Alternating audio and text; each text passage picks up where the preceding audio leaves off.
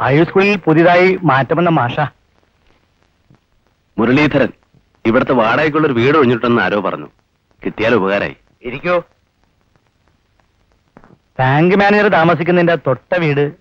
അത് ഒഴിവെന്ന് കേൾക്കല്ലാതെ ആ സ്ത്രീ എന്നോട് നേരിട്ടൊന്നും പറഞ്ഞിട്ടില്ല.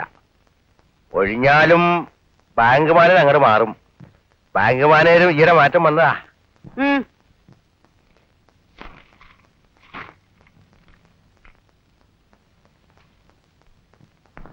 പുതിയൊരു മാഷ വീട് വാടകയ്ക്ക് ചോദിക്കാൻ. ഇവിടെ ആകെ 2 വീടേ ഉള്ളൂ വാടകയ്ക്ക്. 2 ഇവിടത്തെയാ.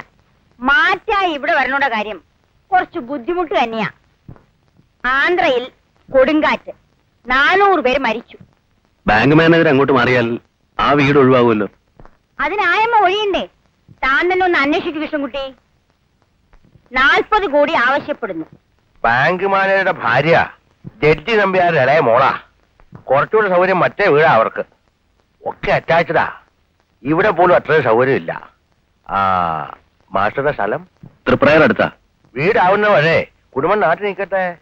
ശനിയും ഞായറും പോയി വരാമല്ലോ. ഇഷ്ടം പോലെ ബസ്സുണ്ട്. ഞാൻ ആർടിഐ മെമ്പർ ആയ പിന്നെ ഈ നാട്ടിൽ ബസ്സിന് ബുദ്ധിമുട്ടില്ല. ആ വലിയ വടക്കേ വീട്ടിലെ ചെക്കനെ കൊണ്ട് എന്തൊരു ശല്യ. ഉപദ്രവിക്കാൻ ചുറ്റിപ്പറ്റി നടക്കും. ഞാൻ പോണോടത്തൊക്കെ ആ ശീലങ്ങളെ അങ്ങോട്ട് ഒഴിപ്പിച്ചൂടെ? അവത്തിന്റെ നക്കാപ്പിച്ച വാടക കിട്ടിയിട്ട് വേണോ ഇവിടെ കഴിയാൻ? അപ്പോ ഞാൻ ഇറങ്ങട്ടെ. കേട്ടില്ലേ അമ്മാമ്മ പറയുന്നത്? വീട് ഒഴിയുന്ന കാര്യം നീ ഒന്ന് അന്വേഷിക്കുക കൃഷ്ണൻകുട്ടി. അന്വേഷിക്കാം. ആ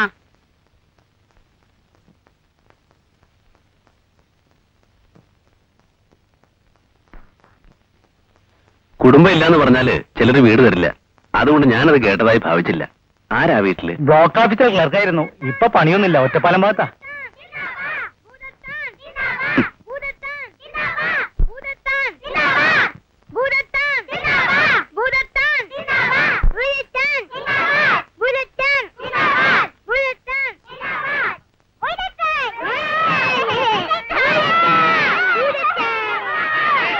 ഗുരുത്തന്നിട്ട് ഒരു ദിക്കിൽ ഇരുത്തില്ല.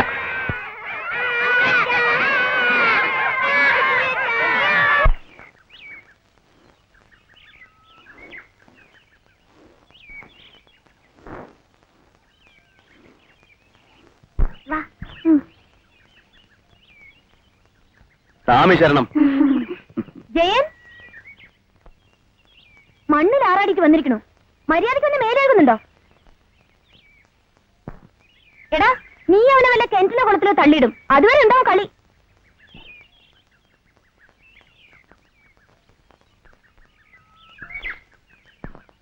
ജയനോട് വരാനാ പറഞ്ഞത്.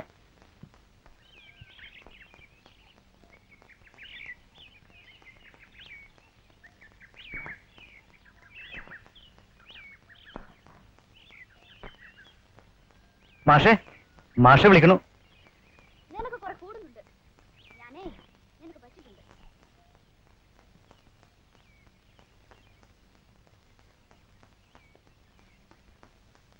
വരാം.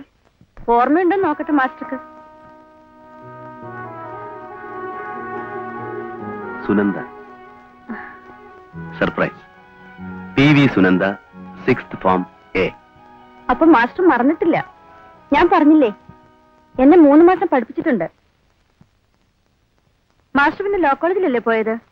വരൂ, ഇരിക്കൂ. ഒരു കൊല്ലം കഷ്ടിച്ച് ലോ കോളേജില് മടുത്തു. പിന്നെ 4 കൊല്ലം ലോകം നന്നാക്കല്, സമത്വസുന്ദരമായ ലോകം കെട്ടിപ്പിടിക്കൽ, രാഷ്ട്രീയം. തിരിച്ച് വാദ്യാര് പണി തന്നെ ഭേദമെന്ന് കരുതി B.Ed പോയി. ഇതും വലിയ സുഖം ഉണ്ടായിട്ടൊന്നുമല്ല. രാഷ്ട്രീയവും ഇപ്പൊ നല്ല ലൈനാണ് മാഷെ. വലിയ ചെകുത്താന്മാരുമായിട്ട് ഇടപെടേണ്ടി വരും രാഷ്ട്രീയത്തില്. സ്കൂളില് ചെകുത്താന്മാരുടെ സൈസ് ചെറുതായിരിക്കുന്നൊരു വ്യത്യാസമേ ഉള്ളൂ. ഒരു സ്മോൾ സൈസ് ഇവിടെയുണ്ട്. തല നനച്ചില്ലല്ലോ. എന്നാലും ഇവിടെ വെച്ച് മാഷെ കാണുന്ന അതിശയം തന്നെ. ഞാൻ അങ്ങാടിയിലുണ്ടാവും മാഷെ. മാഷിരിക്കെ. ആ സുനന്ദ ഇവിടെ ഒരു ടെമ്പററി വേക്കൻസിയിൽ വന്നു. ഒരു 3-4 എക്സ്റ്റൻഷൻ കഴിഞ്ഞാ പിന്നെ സ്ഥിരാക്കാന്നൊക്കെ ചേരുമ്പോ ഡയറക്ടർ ഓഫീസിൽ നിന്ന് പറഞ്ഞു. പിന്നെ PSC-ക്കാർ വന്നപ്പോ പോരേണ്ടി വന്നു. അരുത, ഇതാരാന്നറിയോ ഹരിമോന്? അമ്മയെ പഠിപ്പിച്ച മാഷ.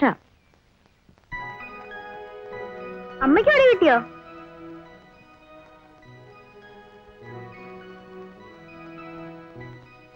ദേ, ഇനി മണ്ണിപ്പരണ്ട് വന്ന ചുട്ട പട കിട്ടും, പറഞ്ഞേക്കാം. ദേക്കുട്ടൻ നമ്മ ചീത്ത പറയണ കേട്ടില്ലേ? ഭയങ്കര വികൃതിയാ. എന്നും അയൽവക്കക്കാരുടെ കംപ്ലൈന്റ് ആണ്. അച്ഛനില്ലാത്ത കുട്ടിയായതുകൊണ്ട് ശിക്ഷിക്കാനും എന്തോ മനസ്സ് വരില്ല. ഭർത്താവ് മരിച്ച സ്ത്രീയാണ്, ബ്ലോക്കിൽ ടെമ്പററി ആയിട്ട് വന്നതാണെന്നൊക്കെ കൃഷ്ണൻകുട്ടി പറഞ്ഞപ്പോ സുനന്ദയാവോന്ന് അറിഞ്ഞില്ല. എന്നായിരുന്നു? ഹരിമോൻ 1.5 വയസ്സ്. അവന് ഓർമ്മയില്ല. അച്ഛൻ മരിച്ചു എന്നതിന്റെ സീരിയസ്നെസ് അറിയാത്ത പ്രായമായതുകൊണ്ട് ഒരു തരത്തിൽ ഭാഗ്യമാണ്. അവന് വിഷമമൊന്നുമില്ല. സൂക്കേടായിട്ട് അധികം? ഇല്ല. Bus accident. പാലത്തുമെന്ന് ബസ് പുഴയിൽ വീണു. 14 ആള് മരിച്ചു. കടന്നൂര് വെച്ച്. പത്രത്തിലൊക്കെ വലിയ ന്യൂസ് ആയിരുന്നു അന്ന്. ജോലിയില്ലാതെ ഇവിടെ ഒറ്റയ്ക്ക്? ജോലിക്ക് ഇപ്പോഴും ശ്രമിക്കുന്നുണ്ട്. പലതിനും അപ്ലൈ ചെയ്തിട്ടുണ്ട്. BA ക്ലാസ് ഒക്കെ ഉണ്ടായിരുന്നു. ചിലതിനൊക്കെ ഏജ് ഒരു പ്രോബ്ലം ആണ്. എനിക്ക് 26 കഴിഞ്ഞല്ലോ. ബിഎഡിന് ആലോചിക്കുകയല്ല. 1 കൊല്ലം ടൗണിൽ പഠിക്കാൻ നിന്ന ഹരിമോന്റെ കാര്യം കുഴപ്പമാവും. പിന്നെ സ്വന്തം വീട്ടിലാവുമ്പോ ജോലിക്ക് ശ്രമിക്കാൻ എളുപ്പമല്ലേ?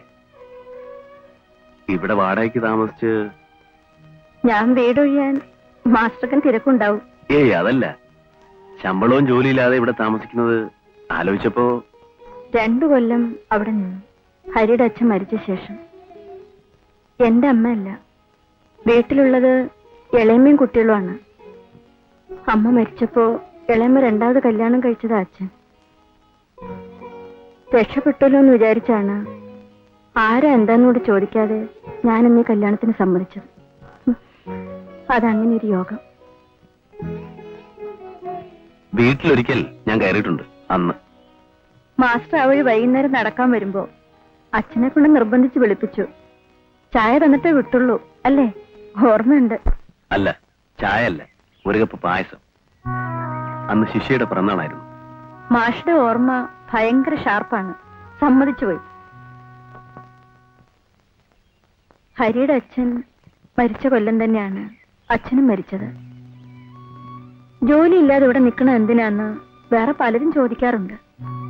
2 കൊല്ലം അവിടെ കഴിച്ചു കൂട്ടിയത് ഏതോ ഒരു പിച്ചക്കാരി കുഞ്ഞിനെ കൊണ്ട് കയറി വന്നതാണെന്ന് തോന്നും. ഇളയമ്മയുടെ ഭാവം കണ്ട ഹരിമോനെ കൂടി കണ്ണീര് കുടിപ്പിച്ചു. 6 മാസത്തേക്കെങ്കിൽ 6 മാസത്തേക്ക്. ജോലി കിട്ടിയപ്പോ ഈശ്വര രക്ഷപ്പെട്ടു എന്ന് വിചാരിച്ചു.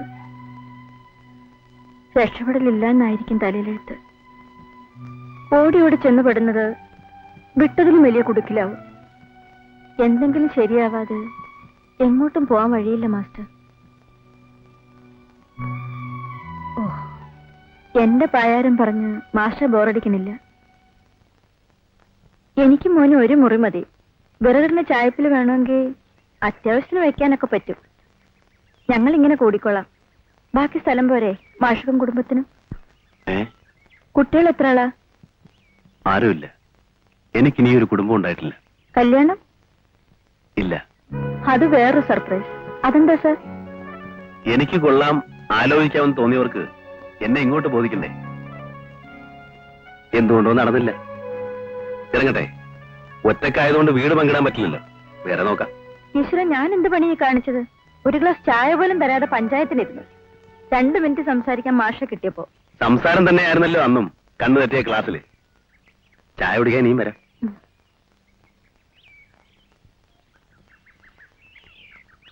മാഷ വീണ്ടും കണ്ടുമുട്ടിയുള്ള സന്തോഷം പറഞ്ഞ തീരില്ല. എന്നാലും എന്നെ തിരിച്ചറിഞ്ഞല്ലോ. എത്ര കൊല്ലം മുമ്പ് കണ്ടതാ? ഒരു 8-10 കൊല്ലായില്ലേ? 12. 72 ജൂൺ 16 മുതൽ സെപ്റ്റംബർ 20 വരെ കർക്കിടകത്തിലെ തിരുവോണത്തിനെന്നാണ് പായസം കിട്ടിയത്. പിറന്നാൾ ശരിയല്ലേ?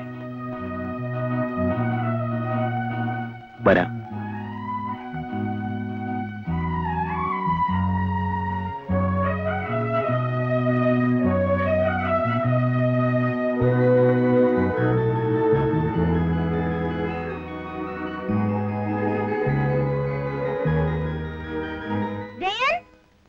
എവിടെ പോയി? കണ്ണു തെറ്റാ പിന്നെ അപ്പുറത്തേക്ക് ഓടി. മര്യാദയ്ക്ക് വരുന്നുണ്ടോ ജയക്കുട്ടാ? പോയിക്കോ, ബാക്കി നാളെ.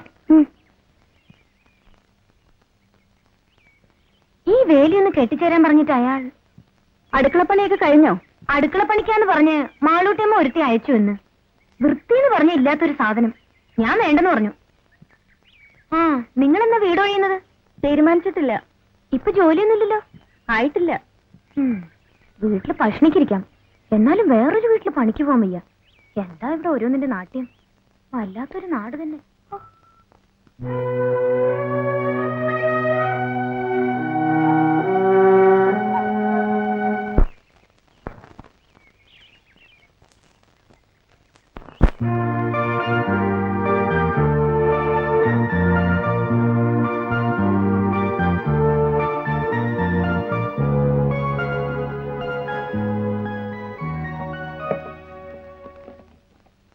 കോൺഫറൻസ് ഒരു ദിവസം കൂടെ നീണ്ടു.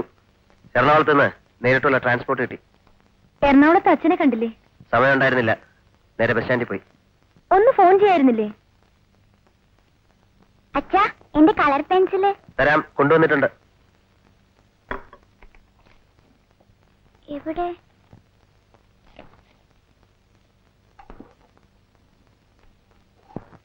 നിനക്ക് ഞാൻ തന്ന പുസ്തകത്തിൽ മാത്രമേ വരയ്ക്കാവൂ. തോന്നി ദിക്കിലൊക്കെ കുത്തി വരച്ച. ആ, അപ്പുറത്തോ? പഴയതെല്ലാം അപ്പടി കഷ്ണായി. അത് ഞാൻ ഹരിക്ക് കൊടുക്കട്ടെ അമ്മേ. എന്തിനാ പഴയത് മാത്രാക്കണേ? ആ ചെക്കന്റെ കൂട്ടത്തിൽ നാടായ നാടുമുഴുക്ക തെണ്ടലാ പണി. ഇവന്റെ ദേഹത്തൊന്ന് നോക്കിയേ, എത്ര ദിക്കിലാ മുറിഞ്ഞിരിക്കുന്നത്. കുട്ടികളാവുമ്പോ അങ്ങനെയൊക്കെ ഉണ്ടാവും. ചായ ഉണ്ടോ? പാലില്ല. രാവിലെ അരക്കുപ്പിയാ തന്നത്. കുട്ടി കുടിച്ചു പോയിന്നൊരു കാരണവും പറഞ്ഞു. എന്നാണാവോ ഈ നരകത്തിൽ നിന്ന് രക്ഷപ്പെടുന്നത്? കോൺഫറൻസിന് വന്ന ജനറൽ മാനേജരോട് ഒന്ന് പറയായിരുന്നില്ലേ? എന്ത് മാറ്റം? ആള് മനുഷ്യരുള്ള വല്ല ടൗണിലേക്ക് ഒരു മാറ്റം. വന്നിട്ട് 3 മാസമായിട്ടുള്ളൂ. ഇതിനൊക്കെ ചില നിയമങ്ങളുണ്ട് വിജയം, അതറിയില്ല. ഞാൻ അച്ഛനെ എഴുതാം. അച്ഛൻ പറഞ്ഞാൽ കേൾക്കാതിരിക്കില്ല നിങ്ങളുടെ ജനറൽ മാനേജർ.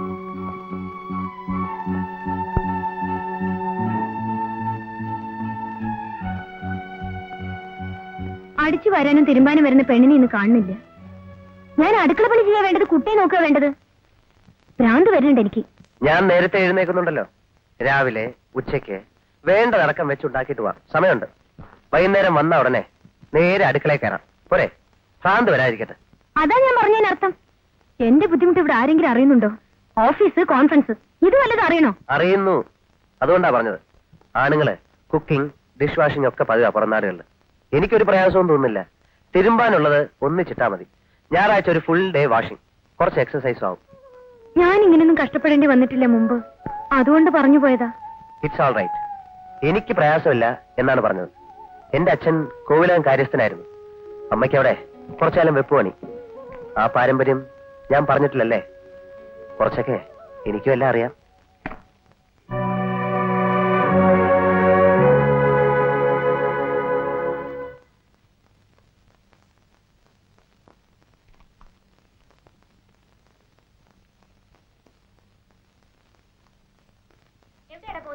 ഞാൻ മുറ്റത്ത് നിൽക്കുള്ളൂ. വേണ്ട, ഇവിടെ നിന്നാ മതി. ഞാൻ പോവും. നീ പോവല്ലേ? ഞാൻ പോവെന്നല്ലേ പറഞ്ഞത്? പറഞ്ഞതനുസരിക്കില്ലല്ലേ?